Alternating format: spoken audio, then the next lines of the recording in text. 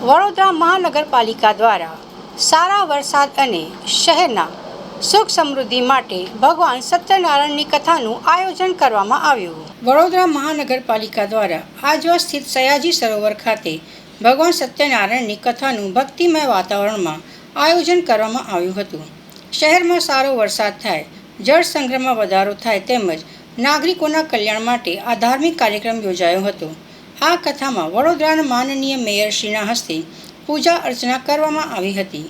કાર્યક્રમમાં municipal commissioner, standing કમિટીના chairman, કોર્પોરેટરો, વિવિધ સમિતિઓના હોદ્દેદારો તેમજ મહાનગરપાલિકાના અધિકારીઓ અને કર્મચારીઓ ઉપસ્થિત રહ્યા હતા.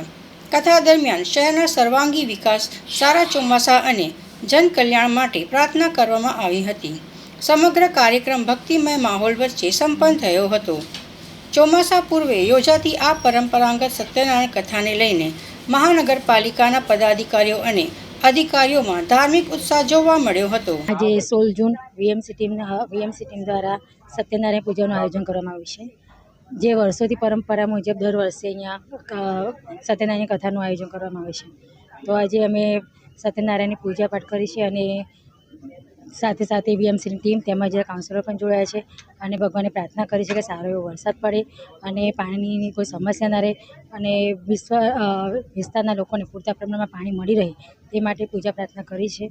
તેમજ જે પરંપરા અમે જાળવી રાખી છે અને વીએમસી ટીમ દ્વારા જે આયોજન કરવામાં આવ્યું છે એમાં કાઉન્સિલરો અને ટીમ સાથે જોડાયા છે. આજે વડોદરામાં આપણે આજવા સરોવર ખાતે દર વખતે આ વખતે પણ અમે સત્યનારાયણ કથાની પૂજા રાખી છે. આજે ટીમ વડોદરા વીએમસી તરફથી આજવા પોન્ટૂન્સમાંથી અત્યારે પાણી સપ્લાય સિસ્ટમ અમે ગયા વર્ષ પણ આની પ્લાનિંગ કરી હતી. આ વખતે અમે ટૂંકા સમયમાં એની લોન્ચિંગ પણ કરવાના છે, જેથી કરીને વડોદરા શહેરમાં 125 MLDનું પાણી ખેંચાણનું સિસ્ટમ પણ અમે શરૂ કરી દેવાના છે.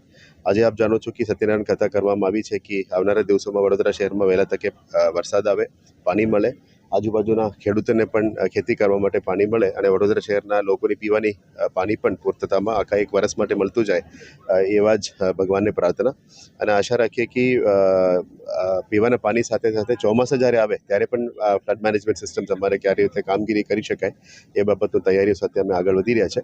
ભગવાનને પ્રાર્થના કે તમામ વડોદરાના નાગરિકો માટે સુખાકારી માટે પણ અમે પ્રાર્થના કરીએ છીએ.